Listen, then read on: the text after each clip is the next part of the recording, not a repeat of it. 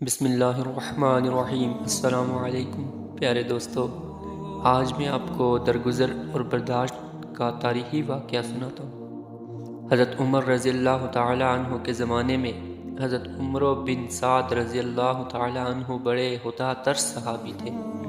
حضرت عمر رضی اللہ تعالی عنہ نے ان کو حمص کا عامل مقرر کیا۔